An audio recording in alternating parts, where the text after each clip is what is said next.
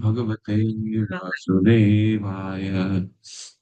मुख्यानतिमिरिनाथस्य ज्ञानाञ्जनशलाकया चक्षुरुन्मिलितं येन तस्मै श्रीगुरुवे नमः। श्रीचैतन्यमनोभीष्टं स्थापितं येन भूतले स्वयं रूप तदा मह्यं ददाति स्वपदान्तिकं।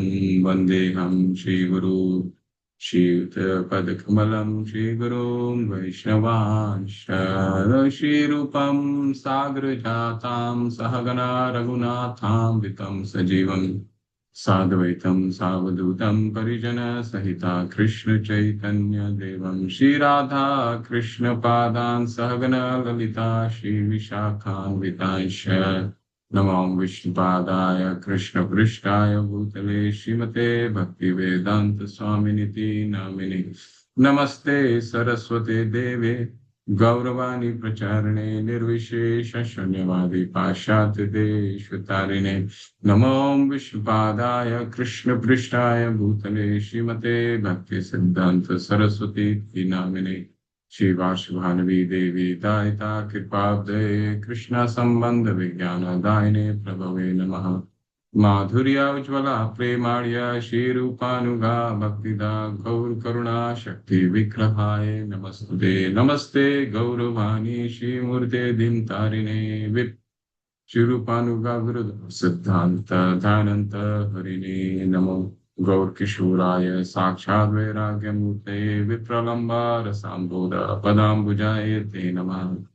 नमः भक्ति विनोदाय सच्चिदानंद नामिने गौरशक्ति स्वरूपाय रूपानुगावराय ते। गौर अभिर्भाव भूमिस्वं निर्दिष्टा सज्जन प्रिय वैष्णव सर्वभौम श्री श्री जगन्नाथाय नमो नमः। वाञ्छाकल्पतरुभ्यश्च कृपा सिन्धुभ्यैव च पतितानां पावनेभ्यो वैष्णवेभ्यो नमो नमः। हे कृष्णा करुणा सिंधु दीनबंधु जगतपते गोपेश गोपिका कांत राधा कांत नमस्तुते। ताप्त कांचन गौरांगी राधे वृंदावनेश्वरी वृषभानुसुते देवी प्रणमामि हरिप्रिये। जय हो श्री कृष्ण चैतन्य प्रभु नित्यानंदा श्री अद्वैत गदाधर शिवासादि गौर भक्त वृंद। हरे कृष्ण कृष्ण कृष्ण हरे हरे हरे राम राम राम हरे हरे। हरे कृष्ण कृष्ण कृष्ण हरे हरे हरे राम राम राम हरे हरे। हरे कृष्ण कृष्ण कृष्ण हरे हरे हरे राम राम राम हरे हरे। हरे कृष्ण। सभी का हार्दिक अभिनंदन है। आप में से कितने लोग आज पहली बार क्लास आ रहे हैं? आज ये लेवल 3 का, वैसे लेवल 3 की साइकिल कभी बंद नहीं होती है, वो साइकिल निरंतर चलती रहती है। फिर भी आज कितने लोगों का आज पहला दिन है कक्षा में? अच्छा, अनुकंपा माता का हरि हरि। ओके, मोटोरोला प्रभु माता, आप अपने नाम, अपने जो मोबाइल का है उसमें रीनेम करके उसमें नाम लिख दीजिए। नाम से आप माता प्रभु बताएंगे जो भी। ठीक है, पहला दिन। ओके, तो लेवल 3 में, ये तीसरे स्तर में, एक्चुअली ये अलग अलग स्तर क्यों है? पहला स्तर, दूसरा स्तर, तीसरा स्तर, चौथा और पांचवा, ये भक्ति शास्त्री इस्कॉन का एक बहुत ही सम्माननीय कोर्स माना जाता है। और भक्ति शास्त्री करने के उपरांत सभी भक्तगण, जितने भी भक्ति शास्त्री में निपुण होते हैं, वो आ, किसी भी मंदिर में और कहीं भी भगवान के कुछ भगवान की गीता कोई भी प्रचार करने के लिए मान्य है, उनको मान्यता प्राप्त होती है। ठीक है, तो ये जो कक्षा है, लेवल 1, लेवल 2, लेवल 3, लेवल 4 और लेवल 5, लेवल 5 में जाकर के हम भक्ति शास्त्री करते हैं। लेकिन भक्ति शास्त्री करने से पहले कुछ साधना करने की आवश्यकता होती है, किसी ग्रंथ को पढ़ने की आवश्यकता होती है, तब हम अपने आप को तैयार करते हैं भक्ति शास्त्री तक पहुंचने के लिए। क्योंकि भक्ति शास्त्र ये सब जितने भी हैं, ये भौतिक ग्रंथ नहीं है। Material science, mathematics, geography, chemistry ये नहीं है कि हमने हर बार एक नया साल आया, हमारे बच्चे कैसे करते हैं, एक बार नया साल आया तो बच्चों को हमें नया किताब देना पड़ता है। परंतु ये भौतिक ग्रंथ, भौतिक ग्रंथ होता है। भौतिक ग्रंथ, भौतिक किताबें क्या होती हैं कि आप नया नया किताब पढ़ेंगे, आपको टीचर पढ़ाने आएंगे, वो फिर आप नए तरीके से आप पीछे क्या आपने पढ़ा है वो उसको ध्यान में रखने नया ज्ञान आप लेना शुरू करते हैं। लेकिन ये जितने भी आध्यात्मिक ग्रंथ हैं, ये आध्यात्मिक ग्रंथ ज्ञान नहीं है। आध्यात्मिक ग्रंथ भगवान के बारे में जानने का प्रयास है। जितने भी ज्ञान और जितने भी आध्यात्मिक ग्रंथ हैं, ये कितना भी हम अध्ययन कर लें, वो स्वयं प्रकाशित नहीं हो सकता हमारे हृदय में जब तक हमारी उसमें साधना ना हो। जब तक हम भगवान को तभी हम जान सकते हैं जब हम भगवान से प्रेम करना शुरू करेंगे, नहीं तो ये ज्ञान हमारे हृदय में प्रकाशित नहीं हो। ठीक है, इसीलिए 4 स्तर हैं, तब तक हम भक्ति शास्त्री पहुंचते हैं। ठीक है, भगवान हमारे केवल और केवल प्रयास देखते हैं। इसमें किसी का नंबर, कितना किसी ने नंबर लाया, किसने क्या किया, हमारा उद्देश्य नहीं होता। उद्देश्य क्या है कि हम कितने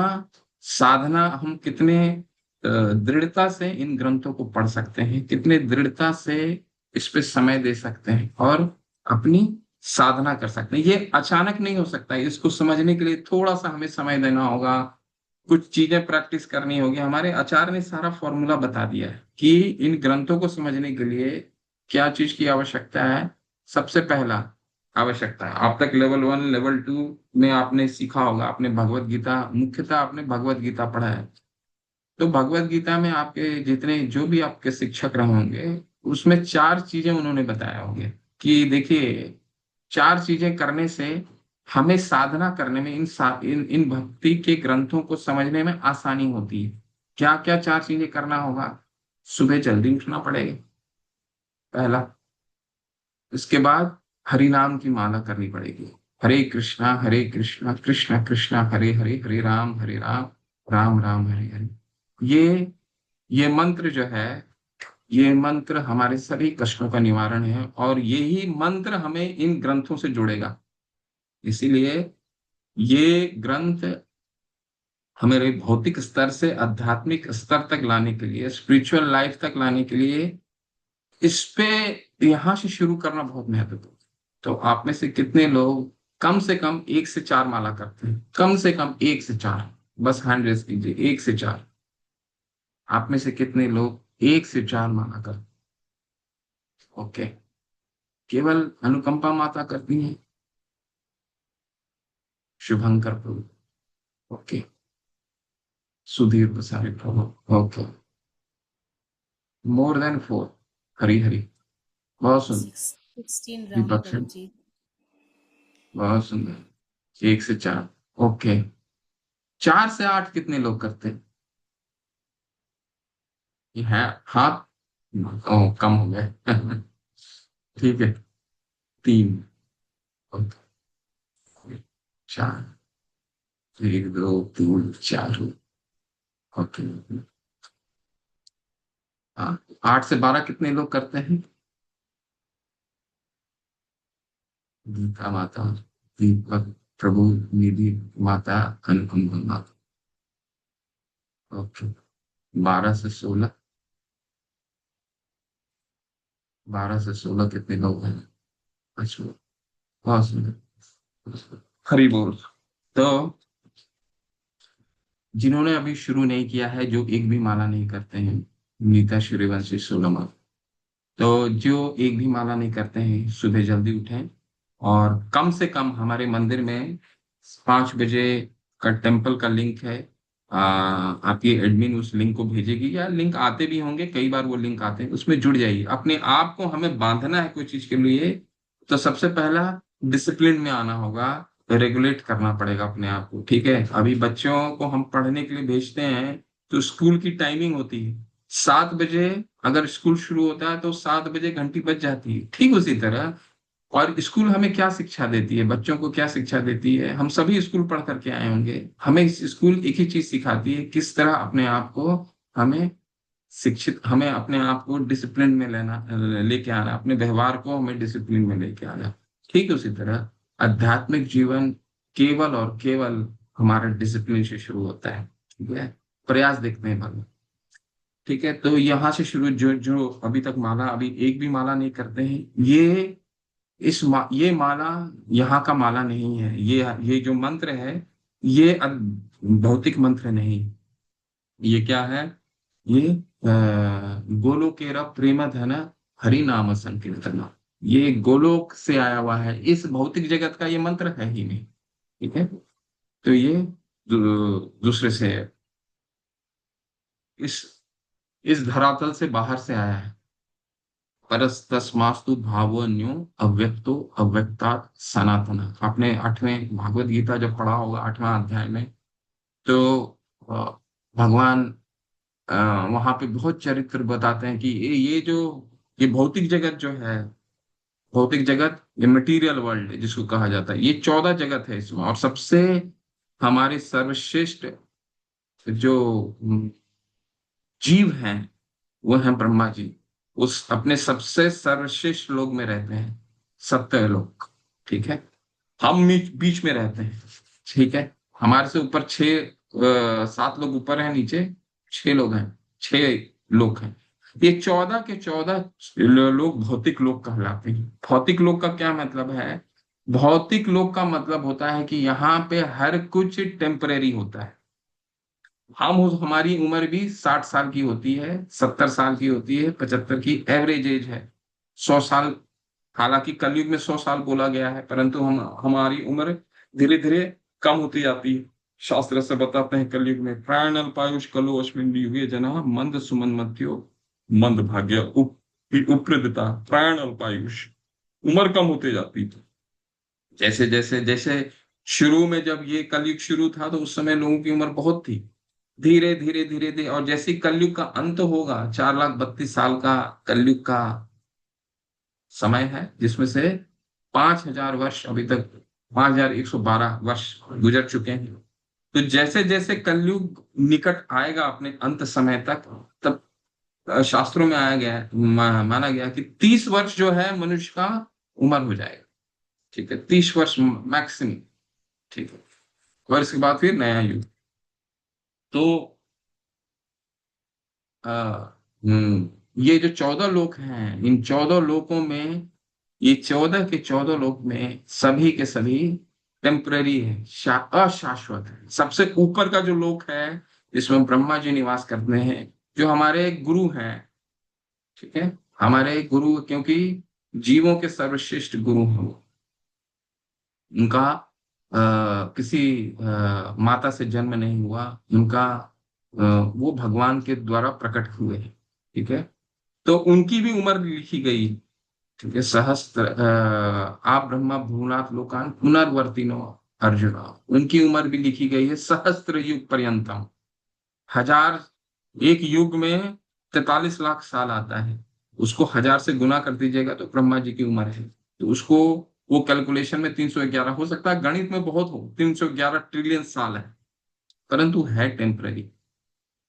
तो ये भौतिक जगत है। ये जो मंत्र की बात हो रही है, इस सभी जगत के प्राणियों के लिए है। क्यों? क्योंकि ये भगवत गीता, जितने भी शास्त्र हैं, वो हमें इन 14 जगत में रहने के लिए शिक्षा देते हैं।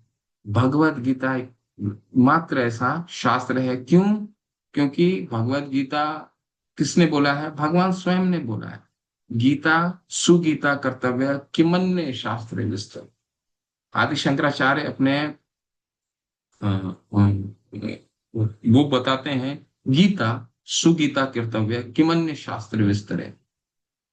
स्वयं पद्मानवस्य मुख पद्मावदनीशिता। हमें गीता ही इस हमारे सभी शास्त्रों का अ, सार है। यानी कि सभी उपनिषदों का सार। आप एक गार्डन रहता है, गार्डन में कई फूल रहते हैं, लेकिन जो सब फूलों का जो गुलाब है होता है, वो सब फूलों का राजा हो। ठीक है, तो ये सभी शास्त्र का, भगवत गीता सभी शास्त्रों का राजा क्यों ऐसा? आदि शंकराचार्य बताते हैं कि जितने भी शास्त्र हैं वो भगवान के भक्तों ने या भगवान के अवतार ने भगवान की लीलाओं, रूप, माधुर्य के बारे में बोला। परंतु ये क्या है भगवत गीता? स्वयं पद्मानभस्य मुख पद्मावदनी श्रिता, ये भगवान अपने बारे में स्वयं बताते हैं, वो सिद्धांत स्वयं रखते हैं। आपके बारे में कोई किसी को पूछने जाएगा तो आपको बताने, आपके बारे में कौन सबसे अच्छे से बता सकता है? तीन लोग। एक तो आपके पुत्र पुत्रियां, आपके माता पिता आपके बारे में अच्छे से बता सकते। दूसरा, आपके सगे संबंधी मित्रगण। और तीसरा, आप स्वयं, है ना? तो ठीक वैसे ही शास्त्र जो हैं वो भगवत गीता स्वयं भगवान ने बोला है। जो सिद्धांत रखे गए हैं भगवत गीता में, वही सिद्धांतों का विस्तार है। जितने भी आप और ग्रंथ पढ़ लीजिए, उसमें सभी वही सिद्धांत का विस्तार, बहुत ही सरल रूप में मैंने आपको उसी सिद्धांत का विस्तार है। भगवत गीता आपने प्रथम स्तर में पढ़ लिया, दूसरे लेवल में पढ़ लिया, लेवल 3 में हम क्या पढ़ने वाले? लेवल 3 में हम उन सिद्धांत को पालन कैसे करें, अपने जीवन में भक्ति को कैसे उतारें, प्रैक्टिकल कैसा है। भगवान भगवत गीता में कहते हैं ज्ञानम विज्ञानम संहितम, ये ज्ञान है और विज्ञान है। कोई संवेदनशीलता, श्रील प्रभुपाद बताते हैं, कोई सेंटिमेंट नहीं है, संवेदनशीलता नहीं है ये। हरि नाम करना, भगवत गीता करना, अपने जीवन को आध्यात्मिक बनाना, ये कोई सेंटिमेंट नहीं है, ये क्या है? विज्ञान है। ठीक है, तो उसको विज्ञान का क्या मतलब होता है? विज्ञान का मतलब होता है वो ज्ञान जिसको हम अपने जीवन में उतार सकें। व्यवहारिक ज्ञान को विज्ञान बोला जाता है। ठीक है, विज्ञान यानी कि व्यवहार में उतारने का।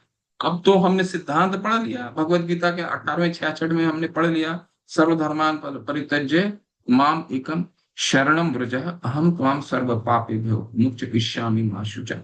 यानी कि सभी सिद्धांत, सभी धर्मों का परित्याग कर मेरे शरण ग्रहण करो, तुम्हारे सारे पापों को मुक्त कर दूंगा। डरने की आवश्यकता नहीं है। ऐसा भगवान हमें सबसे महत्वपूर्ण, वैसे तो बहुत उन्होंने निर्देश दिए हैं, परंतु सबसे निर्देश यही शुरू होता है। वो हमारे मन में आएगा कि अरे, हमारे पास तो इतनी जिम्मेदारियां हैं, परिवार है, भगवान ने ये क्या बोल दिया, सब चीज को छोड़ करके उनके शरण में ले लो, तो इनके साथ हमारा व्यवहार कैसा रहेगा? परिवार है। भगवान ने ये नहीं बोला है। भगवान ने किसी चीज को छोड़ने के लिए नहीं बोला भगवत गीता में। इसलिए भगवत गीता 8वें अध्याय में भी अर्जुन को समझाता है, तुम युद्ध करो बाबा, युद्ध करो। तस्मात् सर्वेषु कालेषु माम अनुस्मर युद्ध च, मेरे को स्मरण करते हुए युद्ध करो। लेकिन ये स्मरण होगा कैसे? युद्ध करते वक्त कोई व्यक्ति भगवान का कैसे स्मरण कर सकता है? हम 9 बजे से नौकरी पे निकलते हैं, या कोई काम पे निकलता है, या माताएं अपना घर का काम करने निकलती हैं, बच्चों को स्कूल भेजना, बहुत सारे कार्य हैं। ठीक है, तो कार पे निकलती हैं। इन कार्य को करते करते भगवान को स्मरण कैसे कर सके? भक्ति केवल एक ही चीज है। भक्ति क्या है? कैसे ये न केन प्रकारेण मन कृष्ण निवेश, कैसे हम अपने मन को कृष्ण में लगा सके। मन हमारा बहुत भटकता है, न्यूज़पेपर में, टीवी का प्रोग्राम में। कई लोगों को आप देखते होंगे, सुबह सुबह आप घर से जैसे ही बाहर निकलते हैं, देखते होंगे सुबह सुबह उनके घर में टीवी चालू रहता है और सीरियल चलते रहता है। कैसे इसको हटा करके हम अपने मन को, चित्त को कृष्ण में लगा सकें? लेकिन कृष्ण को चित्त में लगा, अगर हम मन को सीरियल से हटा करके कृष्ण पे लगाते हैं तो फायदा क्या है? आनंदमयोप्यसात, आनंदमयोप्यसात, हम अपने स्वरूप को पहचानते हैं। स्वरूप को पहचानने का क्या मतलब है? स्वरूप को पहचानने का मतलब है कि हमारा स्वरूप क्या है? हमारा स्वरूप है कि हम भगवान के नौकर हैं, भगवान के दास हैं। भौतिक जीवन में भी हम दास का ही, दासत्व ही निभाते हैं, चाहे वो परिवार का दास बन करके हम दास बनते हैं, या फिर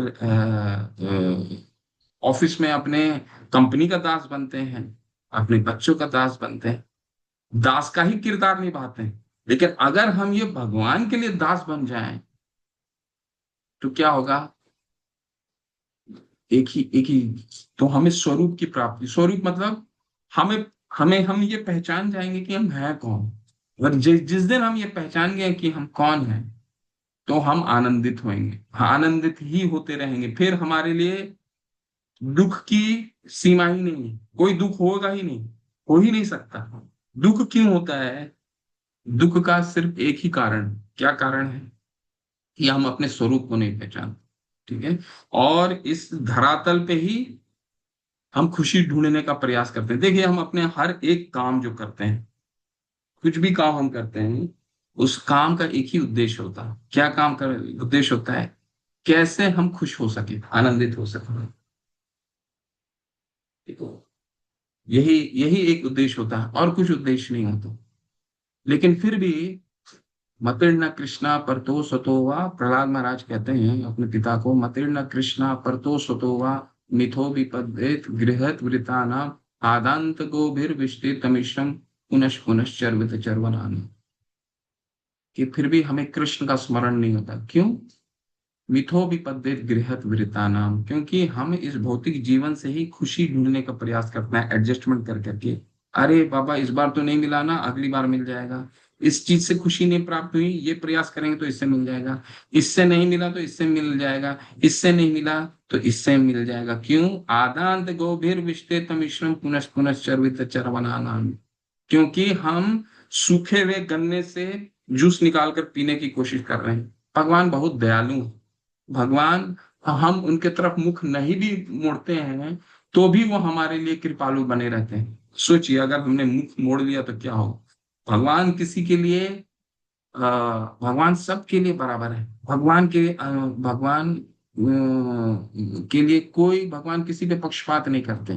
परंतु जो भगवान की तरफ मुख मोड़ लेता है उस पर थोड़ा विशेष ध्यान देते हैं। सम्मोहम सर्वभूतेषु नामे देशो अस्ति न प्रिय, ये भजन्ति तुम माम भक्त्या न ते तेषु चापे।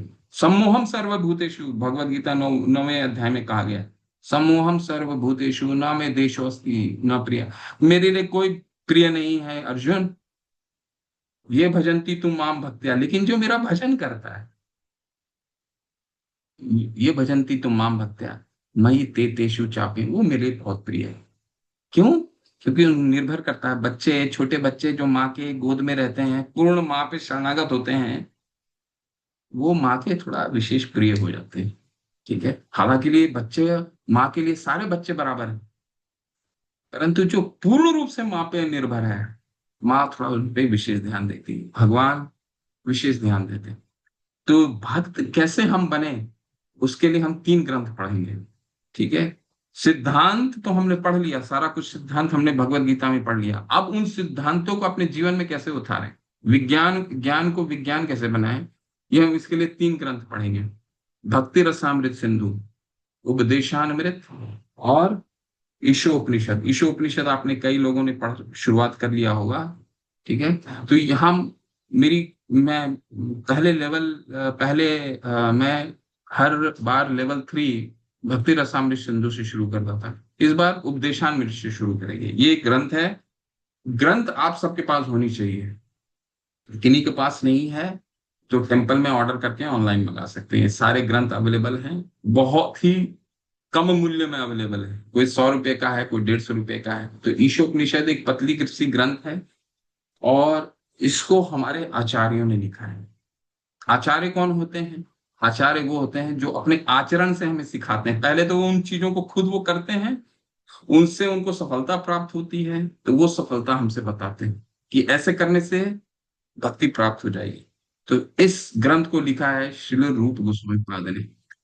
तो इससे पहले कि हम ये ग्रंथ शुरू करें और ये लेवल शुरू करें, थोड़ा सा हम एक छोटा सा षड गोस्वामी, 6 गोस्वामी हैं। चैतन्य महाप्रभु अपने मिशन में जब इस गौड़िया संप्रदाय को उन्होंने, इस संप्रदाय को, चारों संप्रदाय से बहुत सारे गुण को, ब्रह्म गौड़िया माधव संप्रदाय में ये हम कार्यरत हैं हम लोग।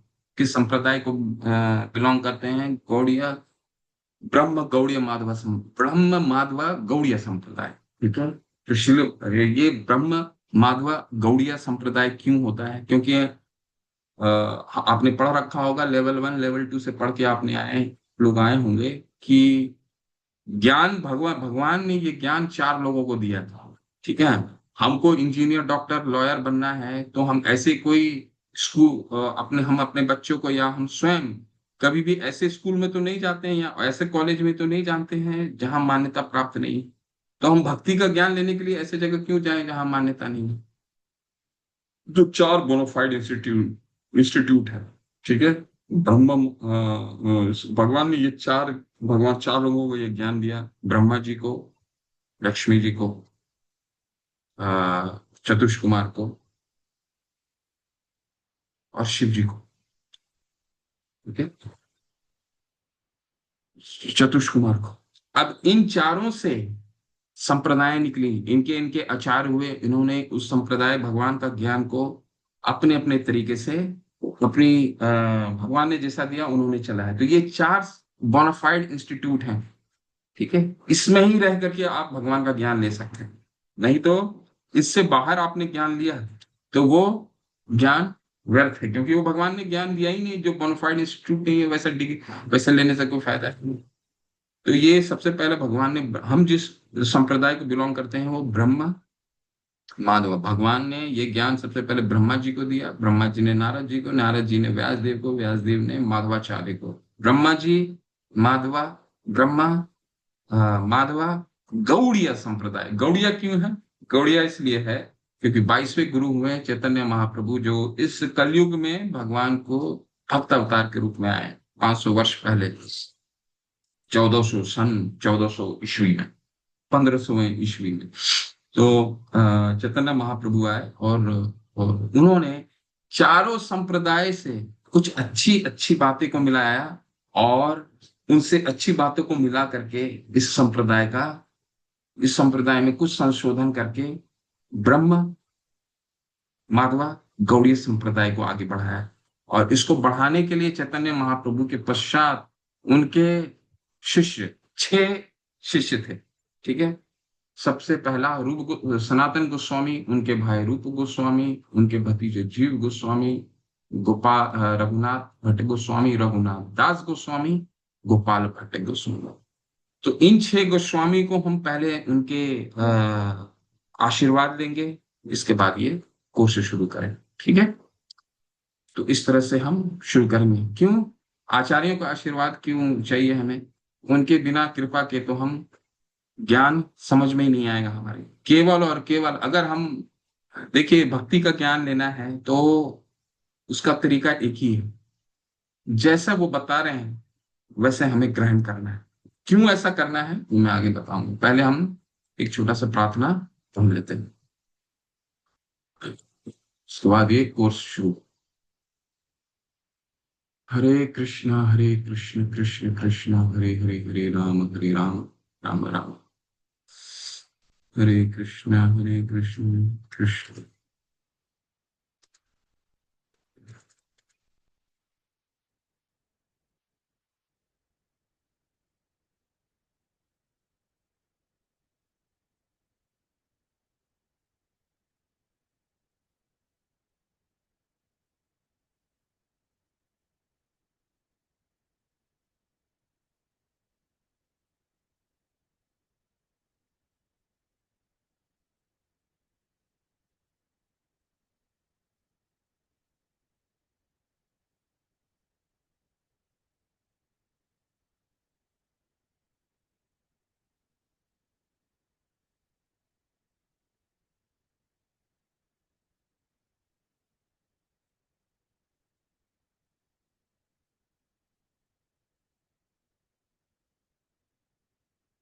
आप लोग म्यूट में मेरे साथ इसको गाइए और इसको समझते हैं पहले, इसके बाद फिर हम अपने कोर्स में जाएंगे।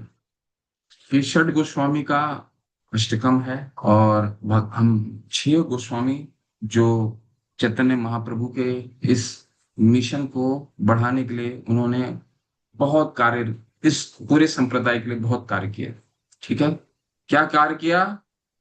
जब तक हम देखिए, जब तक हम अपने आचार्य को नहीं समझते, उनके द्वारा लिखा हुआ ग्रंथ को हमें, आचार्य को समझने के बाद हम उनके द्वारा ग्रंथ लिखे हुए को समझने में बहुत आसानी होती है। तो इन अष्टकम से, 8 श्रुतों से हम अपने आचार्य को समझेंगे, और फिर हम उनके द्वारा रचित इस ग्रंथ को स्टार्ट शुरू करेंगे। कृष्ण कीर्तन गान नर्तन परो, प्रेमामृतम भव निधि, धीरा धीर जना प्रिया प्रिय करो, निर्मत्सरो पूजितो, श्री चैतन्य कृपा भरो भुवि भुवो, बरहार वरंतारकौ, वंदे रूप सनातन रघुजुगो, श्री जीव गोपाल को। मैं छह गोस्वामी, श्री रूप गोस्वामी, श्री सनातन गोस्वामी, श्री रघुनाथ बस भट्ट गोस्वामी, श्री रघुनाथ दास गोस्वामी, श्री जीव गोस्वामी और श्री जीव गोपाल भट्ट गोस्वामी को सादर प्रणाम करता हूँ, जो सदैव कृष्ण के पवित्र नाम का कीर्तन और नृत्य में लीन रहते हैं। वे भगवान के प्रेम के सागर के समान है, और सज्जनों और दुष्टों दोनों के बीच लोकप्रिय है। अद्भुत लगा आपको? कैसे कोई भक्त, कोई व्यक्ति सज्जनों और दुष्टों दोनों के बीच कैसे प्रिय हो सकता है? भौतिक जीवन में तो संभव है, भौतिक जीवन में असंभव है। एक व्यक्ति किसी का प्रिय होगा और किसी का अप्रिय भी होगा। हमारे ऑफिस में, हमारे आसपास, हमारे समाज में, हमारे परिवार में कई लोग हमसे, हमारे प्रिय होते हैं, और कई लोग हमारे अप्रिय भी होते हैं। लेकिन गोस्वामी क्या थे? सज्जनों और दुष्टों दोनों के बीच लोकप्रिय थे। क्यों? क्योंकि वे किसी से ईर्ष्या नहीं करते। वे जो कुछ भी करते करते हैं वे सभी को प्रसन्न करता है, और उन्हें भगवान चैतन्य का पूर्ण आशीर्वाद प्राप्त है। इस प्रकार वे भौतिक ब्रह्मांड में सभी भक्त बद्ध जीवों को उद्धार करने के उद्देश्य से मिशनरी गतिविधियों में लगे हुए हैं। तो भगवान के भक्त का सबसे पहला चिन्ह क्या होता है? पहला चिन्ह होता है कि वो स्वयं के लिए ना, वो पूरे जन कल्याण के लिए कार्य करते हैं। और जो व्यक्ति जन कल्याण के लिए कार्य करता है, अपने भौतिक जीवन को त्याग कर करके, वो सबका प्रिय होता है। ठीक है। और शास्त्र में कई ऐसे उदाहरण हैं। उस उदाहरण को हम आज चर्चा, जब हम ग्रंथ उठाएंगे तब हम उन पर चर्चा करेंगे, क्यों प्रिय हो जाते हैं। सबसे पहला उसके लिए हित चाहता है, चाहे उसका दोस्त हो, चाहे अप्रिय लोग हो। ब्रह्मांड में, सारे ब्रह्मांड को प्रसन्न करने की कोशिश करता हूँ। भगवान उससे तो कितना प्रसन्न रहेंगे, सोचिए। भगवान सभी जीवों को अपने पास बुलाने के लिए कितना मेहनत करते हैं। ग्रंथ शास्त्र हम हमें देते हैं, अपने भक्तों को हमारे पास गुरु के माध्यम से भेजते हैं। ठीक है। स्वयं को कितनी बार प्रकट करते हैं, प्रसाद के रूप में प्रकट करते हैं, अर्च विग्रह के रूप में प्रकट करते हैं, कि मंदिरों के रूप में स्वयं आते हैं कि आओ मेरे से भीड़, मेरे से मिलो, आओ मेरे से मिलो। भगवान बहुत प्रयास करते रहते हैं। और कोई व्यक्ति उस प्रयास को, भगवान के उस प्रयास को सार्थक करता है, तो वो व्यक्ति भगवान का कितना प्रिय होगा। तो इसलिए ये 6 गोस्वामी भगवान के बहुत प्रिय है।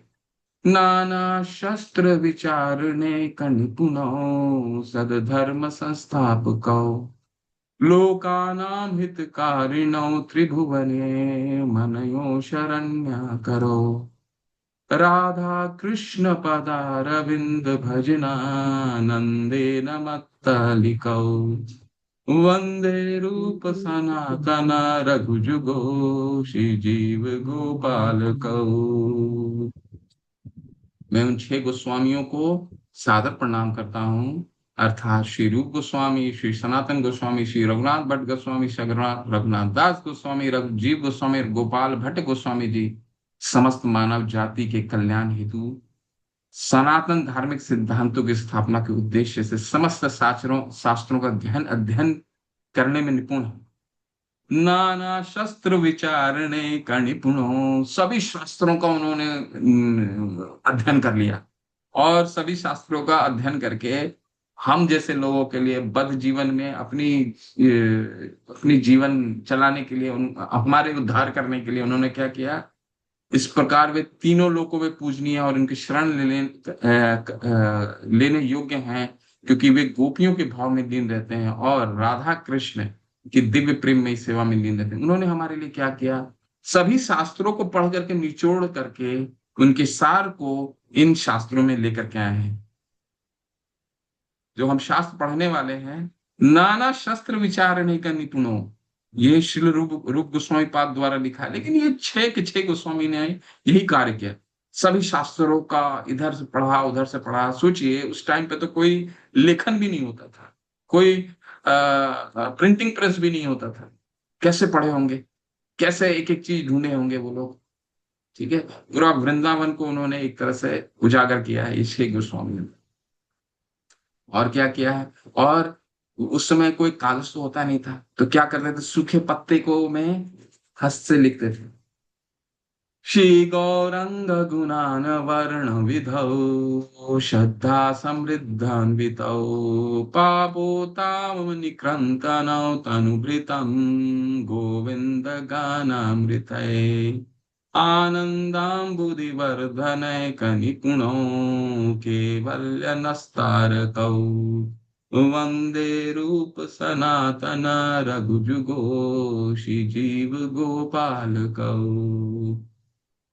मैं उन 6 गोस्वामियों को सादर नमस्कार प्रणाम करता हूं, अर्थात श्री रूप गोस्वामी, श्री सनातन गोस्वामी, श्री रघुनाथ भट्ट गोस्वामी, श्री राघुनाथ दास गोस्वामी, श्री जीव गोस्वामी, श्री गोपाल भट्ट गोस्वामी, जो भगवान चैतन्य के ज्ञान से अत्यंत समृद्ध हैं, समृद्ध हैं। ठीक है, और इस प्रकार उनके दिव्य गुणों का वर्णन करने में निपुण है। क्यों समृद्ध है, क्यों ऐसा समृद्ध है? क्योंकि चैतन्य महाप्रभु के आशीर्वाद से ही उनके हृदय में ज्ञान प्रकाशित हुआ है। ऐसा नहीं कि वो खुद से पढ़ करके वो ज्ञानी हो गया, नहीं। क्यों? क्योंकि ओम पूर्णमदः पूर्णमिदम, भगवान पूर्ण है। भौतिक ग्रंथ और आध्यात्मिक ग्रंथ में क्या फर्क है? फर्क इतना ही है कि भगवान का जो ज्ञान है वो पूर्ण है। भगवान का ज्ञान में कोई भी कलेश मात्र भी अपूर्णता नहीं है। भगवान पूर्ण है, तो उनसे निकली हुई जितनी भी चीजें हैं, हम आगे देखेंगे, सारे के सारे सभी पूर्ण है। भगवान के शास्त्रों में व्यास मुनि के पिता ने भगवान शब्द को किस तरह परिभाषित किया है कि ऐश्वर्यस्य समग्रस्य वीर्यस्य यशस्वी ज्ञान विज्ञानम संगीतम समन भगा इतिंगण। भगवान में 6 चीजें पूर्ण रूप से पाई जाती है। भगवान की सुंदरता असीम है, उनके आगे इतनी सुंदरता कि कभी कम ही नहीं होती है। आदम पुराण पुरुषम नव यौवनम च, 125 वर्ष की उम्र में भी जब भगवत महाभारत की युद्ध लड़ रहे थे, पुत्र और पौत्र थे, फिर भी 25 साल के युवक, कभी सुंदरता कम नहीं होती। ज्ञान क्या है? असीम है। ऐश्वर्य कितनी है, आज भी हम गुणगान कर रहे हैं भगवान का, पूरा सभी ब्रह्मांड में भगवान का गान। भगवान इतने ऐश्वर्यवान है। धन, कितने धनवान, 16,108 पत्नियों के लिए अलग अलग भवन का निर्माण कर दिया उन्होंने। ठीक है, वैराग्य, असीम वैराग्य। माता के बोलने पर श्री रामचंद्र ने पूरा गृह त्याग कर दिया, जो माता ने बोला वैसा किया उन्होंने। ठीक है, तो भगवान में ये सारी खूबियां असीम मात्रा में पाई जाती है, तो उसमें से ज्ञान भी असीम मात्रा है। तो जब जिस व्यक्ति से, जिससे हम पूर्ण ज्ञान से अगर हम जुड़ते हैं, तभी हम पूर्ण होंगे। पूर्ण ज्ञान से जुड़े रहेंगे, हम इससे निकालने का कोशिश करेंगे कि इससे हम पूर्ण हो जाए, तो नहीं संभव है। इसीलिए तो आप भौतिक ज्ञान में क्या होता है, हर 2 साल में एक संशोधन हो जाता है। विज्ञान में क्या होता है, चाहे वो मेडिकल साइंस हो, किसी भी तरह का विज्ञान, हर 2 से 5 साल में एक संशोधन हो जाता है। जो आज हमने खोजा है, 5 साल के बाद अगर हम कुछ नई चीजें खोजेंगे, और उस हमारे विज्ञान को क्या बोलता है, क्यों विकासशील है? क्यों? क्योंकि जो आज मिला है, ऐसा नहीं 2 साल के बाद उसमें हम और रिसर्च शोध कर करके नई चीजें और निकाल के ले आएंगे।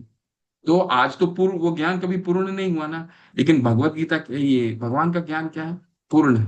और जब भगवान का ज्ञान पूर्ण है, तो उनके दिया हुआ, उनके शिष्यों के द्वारा, उनके, वो जब ज्ञान प्रकाशित करते हैं अपने शिष्यों में, वो ज्ञान भी पूर्ण होता है। इसलिए अत्यंत समृद्ध है, ज्ञान से अत्यंत समृद्ध है। ओके, ठीक है, चलिए आगे। त्यक्त्वा तूर्णमशेषमण्डलपति श्रेणिं सदा तुच्छ्रवात् भूत्वा दीनगणेशकौ करुणया गोपीन्न कण्ठाश्रितौ गोपीभावरसामृताब्धिलहरी कालोलमग्नौ मुहुर्वन्दे रूपसनातन रघुजुगो श्रीजीवगोपालकौ। तत्वा तूर्णम अशेष मंडलपति। अशेष मंडलपति मतलब, मैं छह गोस्वामी, श्री रूप गोस्वामी, सनातन गोस्वामी, रघुनाथ भट्ट गोस्वामी, रघुनाथ दास गोस्वामी, श्री जीव गोस्वामी और गोपाल भट्ट गोस्वामी को सादर प्रणाम करता हूँ, जिन्होंने कुलीन वर्ग के सभी संघों को तुच्छ मानकर परित्याग कर दिया। बेचारे बद्ध जीवों के उद्धार के लिए उन्होंने स्वयं को भिक्षुक भिक्षुक मानकर लंगोटी धारण कर ली, किंतु वे सदैव गोपियों के, कृष्ण के प्रेम के आनंद सागर में लीन रहते हैं और उस सागर की लहरी में सदैव बार बार स्नान करते हैं। तो जो ग्रंथ हम लोग पढ़ने वाले हैं, कोई सामान्य आचार्य का नहीं है। किसका है? रूप गोस्वामी पाद का है। रूप गोस्वामी पाद, ये छह के छह गोस्वामी ने, उन्होंने क्या कहा, उन्होंने क्या किया? तक्त्वा तूर्णम शेष मंडलपति। रूप गोस्वामी और सनातन गोस्वामी दो भाई बंगाल राज्य में बहुत ही उच्च पद पे थे। एक प्रधानमंत्री के पद पे था आस, और एक वित्त मंत्री यानी फाइनेंस मिनिस्ट्री के पद पे था। तो सोचिए कि तक्त्वा तूर्ण अशे मंडलपति थे, धन से, वैभव से वैभवशाली।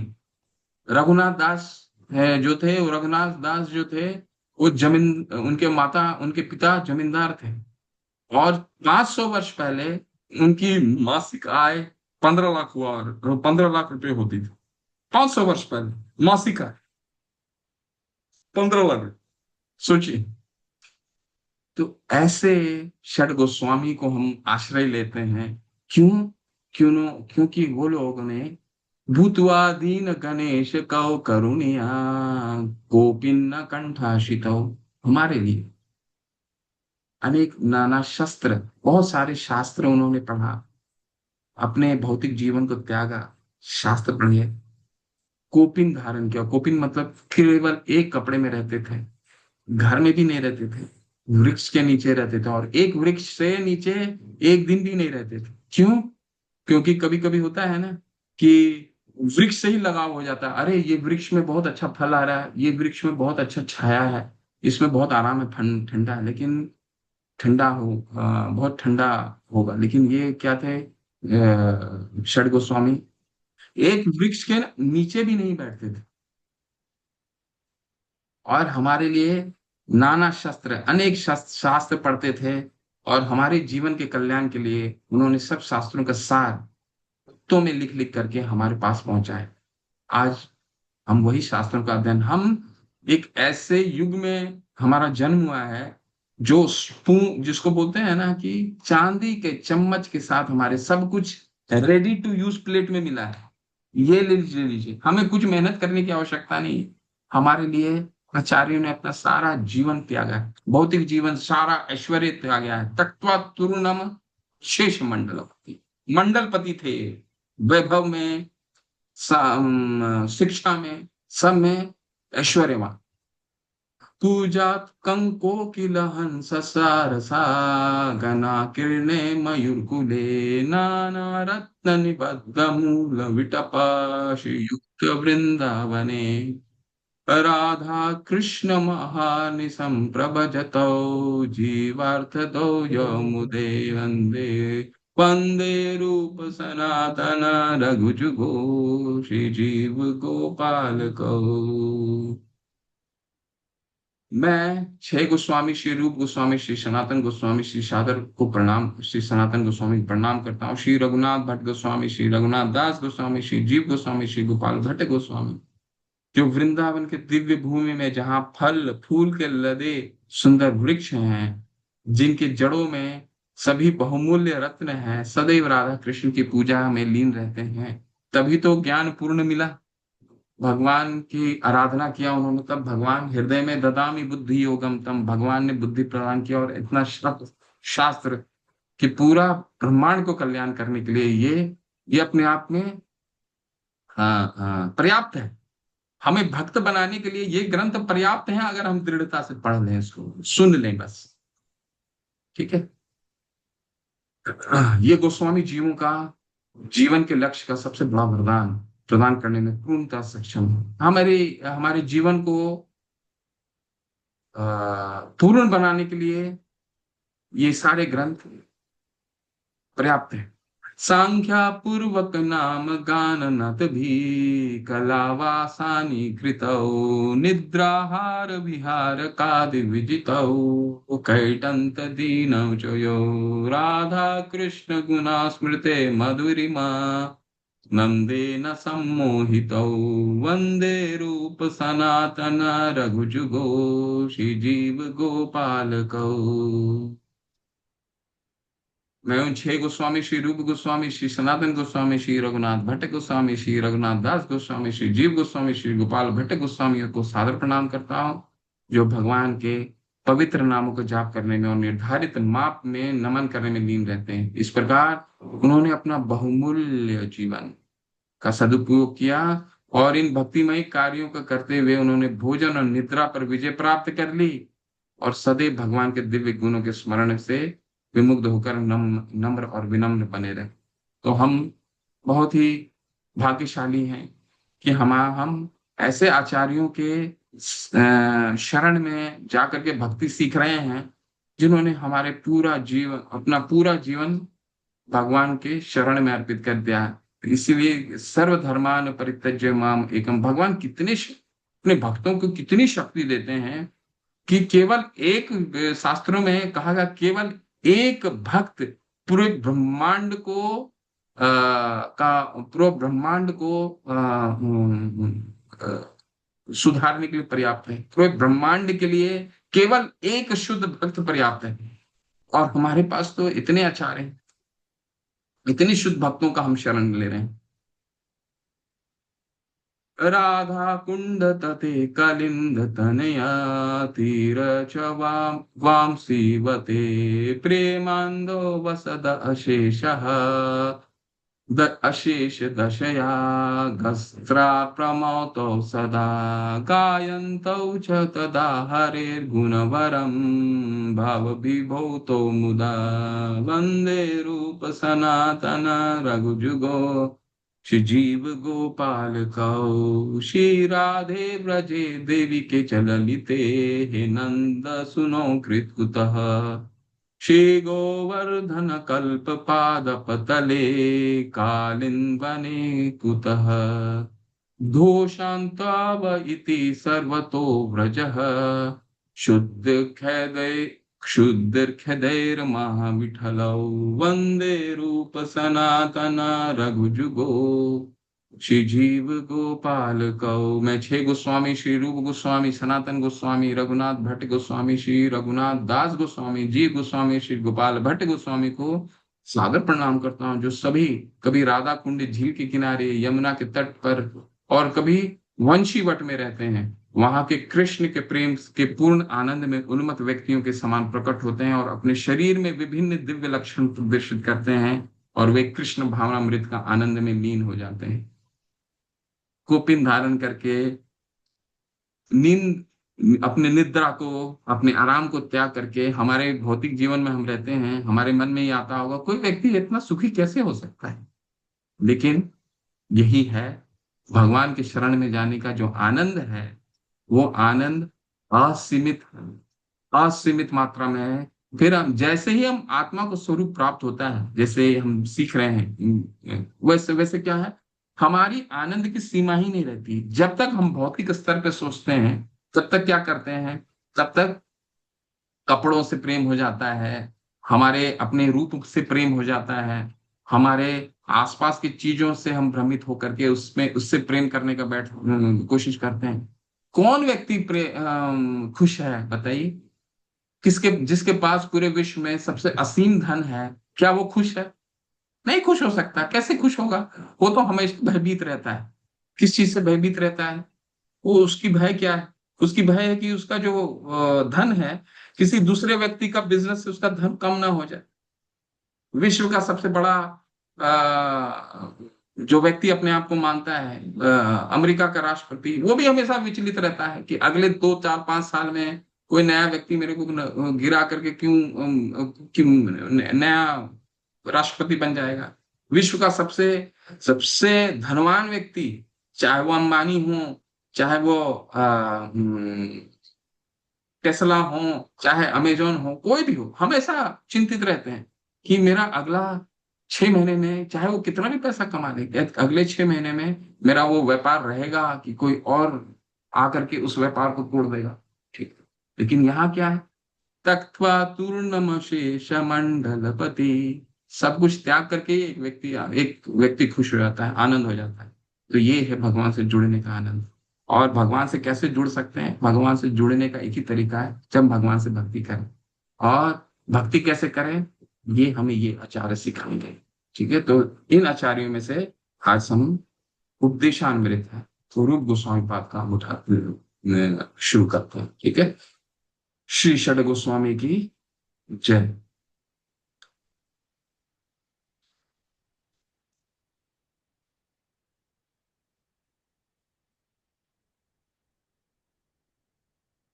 हरे कृष्ण कृष्ण कृष्ण हरे हरे, हरे राम राम राम हरे हरे, हरे कृष्ण कृष्ण कृष्ण उपदेश।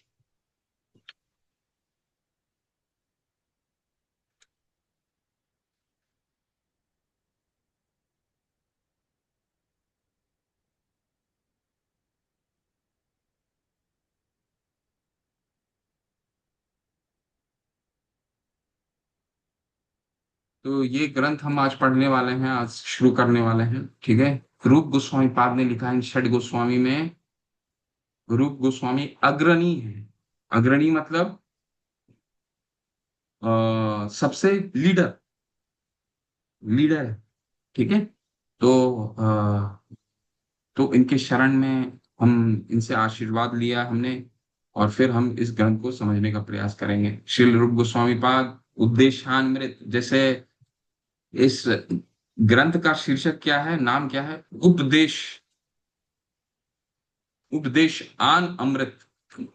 ऐसे अमृत उपदेश हमारे जीवन वो उन उपदेश देने वाले हैं कि उन उपदेशों का अगर हमने जीवन में पालन कर लिया तो ये अमृत के तुल्य हो जाएगा हमारे लिए। ऐसे हमारे लिए उपदेश भगवान रूप गोस्वामी पाद देने वाले हैं। ठीक है, इसके आमुख को अच्छे से पढ़िए, बहुत अच्छा है इसका आमुख। ठीक है, तो आमुख में गोस्वामियों का चर्चा है। तो पहला मंत्र संख्या 1, क्या उपदेश दे रहे हैं रूप गोस्वामी पाद? रूप गोस्वामी पाद ने कई ग्रंथ लिखे हैं, और उसके हम लेवल 3 में उनके द्वारा रचित 2 ग्रंथ का अध्ययन करेंगे। पहला ग्रंथ आज हम शुरू कर रहे हैं, उपदेशामृत। ऐसे अमृत रूप तुल्य उपदेश, जिसको अगर हम जीवन में जिस उपदेशों का अगर पालन करते हैं तो भक्ति करने में, भक्ति का कपड़ा है वो, आवरण है, यहीं से शुरू होती है भक्ति। अगर इनका हम इन चीजों को पालन करेंगे, तब हम भक्ति करने में हमारे लिए ये हमारे लिए जीवन को आसान कर रहे हैं। विज्ञान, ये भक्ति कैसे विज्ञान है, ये हमें रूप गोस्वामी पाद अपने जीवन से सिखा रहे हैं। हमने पढ़ा ना अभी, तक्त्वा तूर्णम नाना शस्त्र विचारणे का निपुणो सदधर्म संस्थापको। सब शास्त्रों को निचोड़ करके वो इन कुछ मुख्य उद्देश्यों में हमें समझा रहे हैं, सार है। ठीक है, सभी उपदेशों का सार है। और ये जितने भी उपदेश हैं, ये क्या है? नाना शस्त्र विचार अनेक निपुणों सद धर्म संस्थापकों। यही धर्म का स्थापना करता है। धर्म का क्या मतलब है? धर्म का मतलब है कि हम अपने स्वरूप को पहचाने। चीनी का क्या धर्म है? चीनी का धर्म है मिठास देना। चीनी कहीं भी जाएगा, किसी भी अवस्था में हम चीनी का प्रयोग क्यों करते हैं? चीनी का प्रयोग इसलिए किया जाता है कि वो मिठास दे। नमक का क्यों प्रयोग किया जाता है? नमक का कार्य है कि वो नमकीन बनाए। ठीक है, तो उसको हम किसी भी तरीके, तो रूप गोस्वामी पाद सभी शास्त्रों का निचोड़ निकाल करके हमें हमारा धर्म समझा रहे हैं कि हमारा धर्म क्या है। जीवेर स्वरूप होए कृष्णेर नित्य दास, भगवान के दास। ठीक है। और दास बन करके हमें क्या करना है, नौकर का क्या काम होता है, मालिक की सेवा करना। और मालिक की सेवा करने क्या काम है, संसिद्धि हरितोषणम, कि मालिक खुश हो जाए। तो यही काम है, हम अपना स्वरूप पहचाने। वो स्वरूप हमें नहीं पहचान, हम अपने धर्म को नहीं पहचान।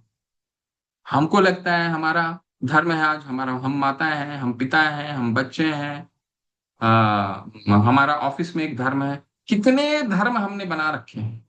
हम हिंदू से हैं, हम मुसलमान से हैं, हम क्रिश्चियन से हैं, हम सिख से हैं। ये सब क्या है, शरीर, जब तक शरीर है तब तक धर्म है। कल हम्म, कल एक महाराज हमें समझा रहे थे कि हम नौकरी करने जाते हैं, एक ऑफिस में नौकरी कर रहे हैं। हल्दर महाराज हमें समझा रहे थे, एक छोटा सा मैंने सुना। हल्दर महाराज समझा रहे थे कि अ, हम नौकरी करने जाते हैं, नौकरी के बाद हमें सैलरी मिलती है, सबको सैलरी मिलता है 1 तारीख को। उस सैलरी किसको मिलता है, क्या कोई बताना चाहेगा? सैलरी किसको मिलता है? आपको मिलता है या आपकी आत्मा को मिलता है? बताइए। हमको मिलता है प्रभु जी। आवाज नहीं आई माता, जोर से। हमें प्राप्त होता है प्रभु जी। हम कौन है, हमें कौन प्राप्त है, हमें सैलरी मिलता है? हमारे शरीर को सैलरी सैलरी मिलता है कि आत्मा को सैलरी मिलती है? हम आत्मा हैं प्रभु जी। सैलरी किसको मिलता है 1 तारीख को, काम करने के बाद 1 तारीख को सैलरी किसको मिलता है माता? आत्मा को। बहुत अच्छा बोल। हरि- कैसे, उसको समझाइए। अ, जैसे अभी तक शास्त्र में पढ़े कि हम शरीर नहीं, हम आत्मा हैं। तो जब वो सैलरी मिलता है तो हमारा आत्मा प्रसन्न होता है। हरि बोल प्रभु जी। हरी हरी माता, बहुत सुंदर। और कोई बोलना चाहते हैं?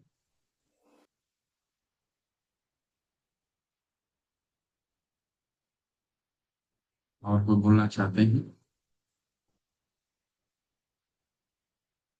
सैलरी किसको मिलता है?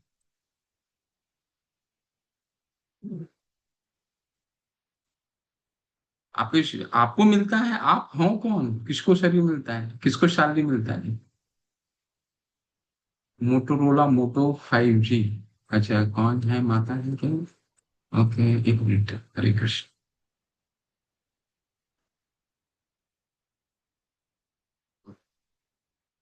अच्छा, ओके, शिव श्रीवास्तव है। ओके मैम, हरे कृष्ण। शरीर को, तो शरीर को अगर सैलरी मिलती है, तो महाराज समझा रहे थे कि अगर एक मृत शरीर, एक व्यक्ति नौकरी में मृत हो जाता है, मृत शरीर को लेकर के जाकर के ऑफिस को दे दीजिए, तो क्या उसको सैलरी देती है क्या? नहीं देती है ना। तो जब तक हमारे आत्मा का क्या काम है? हमारे शरीर में आत्मा, उसका एक ही काम कार्य, चेतना देना। ये उंगली हिल रहा है, हमारे आंखें मटक रही हैं, जब तक आत्मा है तो ये चेतना है। बल्ब जब तक, तब तक लाइट है। ठीक है, तो आत्मा ही चेतना देता है। तो जब तक आत्मा है तब तक हम कार्य करते हैं, विभिन्न विभिन्न कंप्यूटर में बैठ के कार्य करते हैं, सब तरीके से कार्य करते हैं। तो सैलरी तो आत्मा को प्राप्त हो रही है, चेतना तो आत्मा देती है, तब हम काम कर पाते हैं। ये तो शरीर क्या है, यंत्रारूढ़ानी माय, ये यंत्र है। ये यंत्र है, जो जैसी हमारी चेतना होगी वैसे ही ये यंत्र कार्य करेंगे। ठीक है। तो अच्छा, 35 हो गए। इसको बस श्लोक पढ़ लेते हैं, इसके बाद समाप्त करेंगे। कल शुरू करेंगे इसको, श्लोक, ठीक है। ओके। श्लोक क्या है, तो वाचो वेगम मनसा क्रोध वेगम जिह्वा वेगम उदरोपस्थ वेगम एतान वेगान युविषेत धीरा सर्वामपि माम पृथ्वीं स्वशिष्यात्। तो ये जितने भी उपदेश हैं, ये यंत्र को, किस तरह हम यंत्र को चलाएं, ताकि यंत्र आत्मा को पहचाने। बस हम ये पहचान लें कि हमको तनख्वाह, जो सैलरी है, वो आत्मा को मिलती है, मुझे नहीं मिलती। ये मुझे का मतलब है आत्मा, ये शरीर है।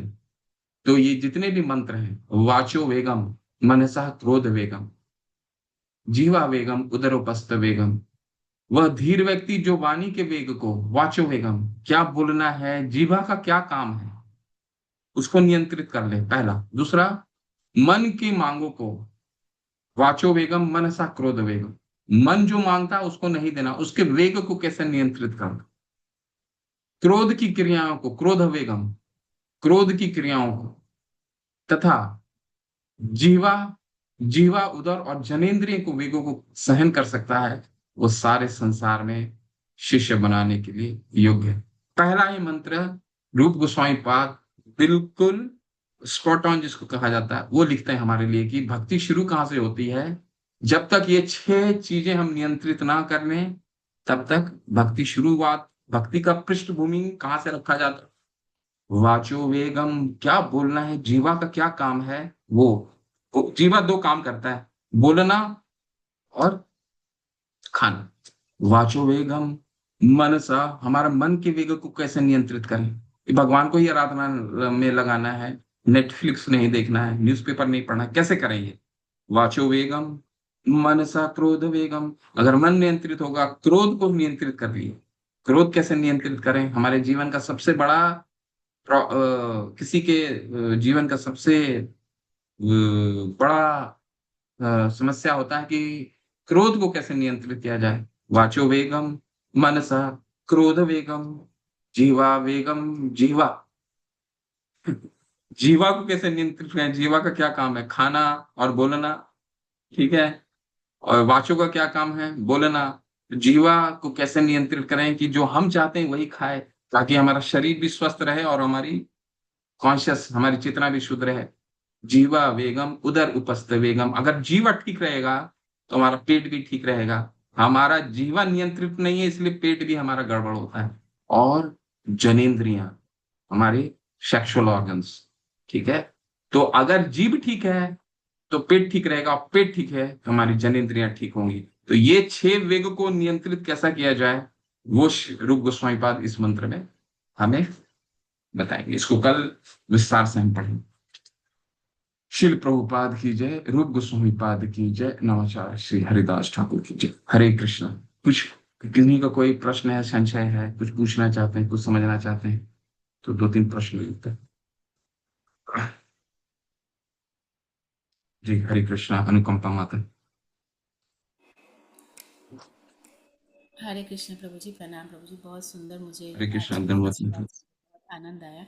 प्रभु जी, शुरू में आपने बोला था कि जब हम भगवत गीता पढ़ते हैं तो हमें 4 चीज़ें करनी चाहिए। तो आपने 2 चीज़ें बताएं, सुबह जल्दी उठना, हरे कृष्ण जप करना, क्योंकि हम भक्ति में आना चाहते हैं तो हम पूरे अच्छे से, माता प्रभु जी, हम हर चीज़ को फॉलो करना चाहते हैं। इसलिए मैं ये चीज़ पूछ रही हूँ कि दो हरि चीज़ें और बोल। क्या है। और दूसरा प्रभु जी की जो आपने षड गोस्वामी के जो वो गीत दिखाए ना, वो आप शेयर कर दीजिए प्रभु जी, क्योंकि हमारे पास बुक है लेकिन इसमें थोड़ा उसका वर्डिंग जो हिंदी जो मीनिंग है वो थोड़ा समझ में नहीं आ रहा, लेकिन आपने बहुत सरल तरीके से समझाया प्रभु जी वो, तो वो शेयर कर दीजिए प्रभु जी। हरे कृष्ण प्रभु जी, प्रणाम हरे प्रभु कृष्ण। जी। वो शिला प्रभुपाद अ, ने हमें 4 गुह्य विषय दिए हैं। अगर इसका हम पालन करते हैं तो बहुत हमारे को भक्ति करने में बहुत सरलता होगी। वो 4 चीजें क्या है। भारत में पहले ये चीजें नहीं, ये चीजों को पालन बहुत आसान था, अब मुश्किल होते जा रहा है। वो क्या है, 16 माला करना। 4 चीजें, 4 नियमों का निषेध है। निषेध क्या है, डूज और डोंट्स, प्रवृत्ति च निवृत्ति च, कार्य अकार्य भया भय। भगवत गीता में कहा गया है कि अगर ये कोई चीज को करना है तो उसके लिए, कोई चीज को हमें पालन करने के लिए हमें 2 चीजों की आवश्यकता है। किन चीजों को करना है और किन चीजों को नहीं करना है, ठीक है। तो किन चीजों को नहीं करना है, ये सबसे पहले हमें ज्ञान होना चाहिए।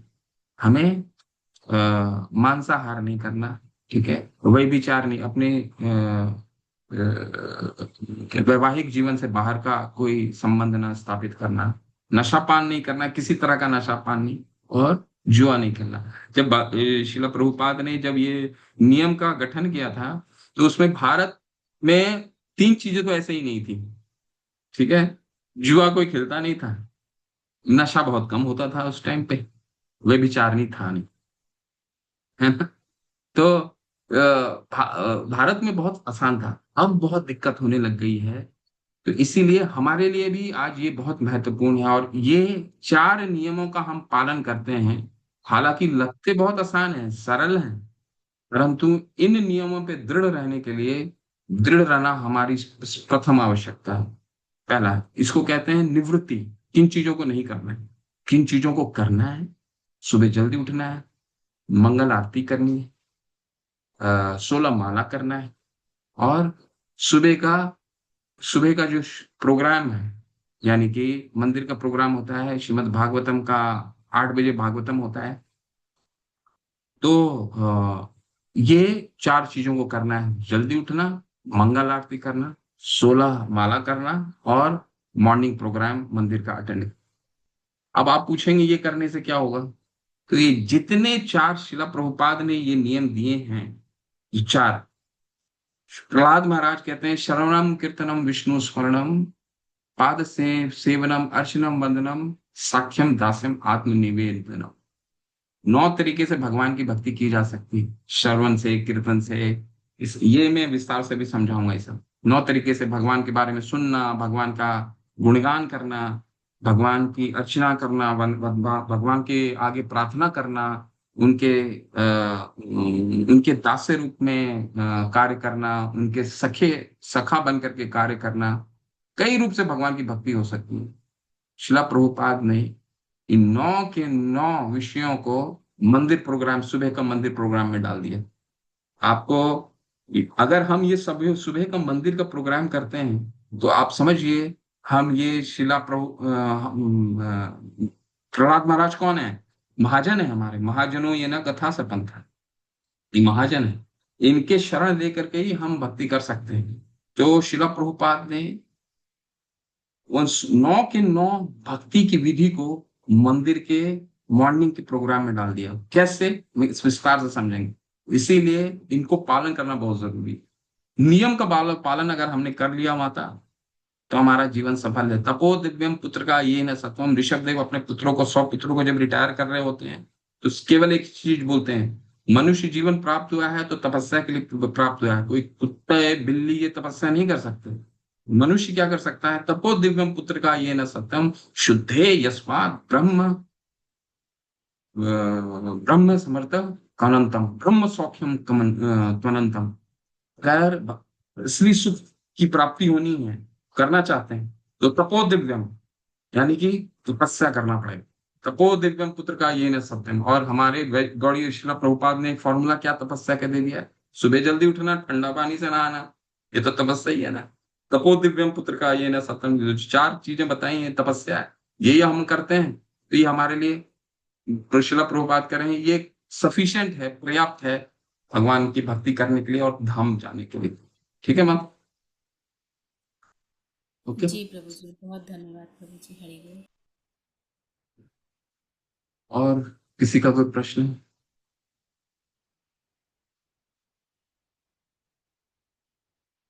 इस ग्रंथ को पढ़िए, ठीक? आमुख पढ़ के आइए, थोड़ा सा पढ़ लीजिए, तो फिर इसको समझने में और आसानी होगी। ठीक है। और जितना आ, प्रश्न करेंगे, जितना पूछेंगे, जितना समझने का प्रयास करेंगे, उतना ये भक्ति के ग्रंथ है, पूछने और केवल और केवल प्रश्न उत्तर से समझा जा सकता है। ठीक है। इसलिए भगवत गीता क्या है? डायलॉग है, दो गुरु और शिष्य के बीच का डायलॉग है। श्रीमद् भागवतम क्या है? गुरु और शिष्य के बीच का डायलॉग। तो जब तक डायलॉग नहीं होगा आपस में, तब तक हम ग्रंथ नहीं समझ पाएंगे। तो जितना आप डायलॉग करेंगे, जितना पूछेंगे, जितना समझने का प्रयास करेंगे, वैसे ही समझ में आए। देखिए, ज्ञान कब ट्रांसफर होता है, भौतिक ज्ञान भी कब ट्रांसफर होता है? हम अपने बच्चों को ट्यूशन लगाते हैं, लेकिन कभी कभी बच्चे ट्यूशन लगाने के बाद भी सक्सेसफुल नहीं होते, सफल नहीं होते हैं। क्यों नहीं हो पाते हैं? उसका एक ही कारण है, क्या? गणित, हम मैथमेटिक्स, गणित में कोई भी कितना भी पढ़ा दे, अगर बच्चा पढ़ना नहीं चाहेगा, तो कैसे वो ज्ञान ट्रांसफर होगा? ज्ञान ट्रांसफर नहीं हो सकता ना। ज्ञान ट्रांसफर, जब भौतिक ज्ञान ट्रांसफर नहीं हो सकता, तो आध्यात्मिक ज्ञान कैसे ट्रांसफर होगा? नहीं हो सकता। तो जितना आप आतुरता दिखाएंगे, उतना मैं, उतना कोई भी शिक्षक उतना आतुर होकर के आपको समझाने का प्रयास करेगा। ठीक है, तब क्या होगा, ज्ञान ट्रांसफर होगा। ठीक है, चलिए, वाञ्छाकल्पतरुभ्यश्च कृपा सिंधुभ्येव च पतितानां पावनेभ्यो वैष्णवेभ्यो नमो नमः। अनंत कोटि वैष्णव वृंद की जय, श्रील प्रभुपाद की जय, नमाचार्य श्री हरिदास ठाकुर की जय, निताई गौर प्रेमानंद। हरि हरि बोल, हरे कृष्ण।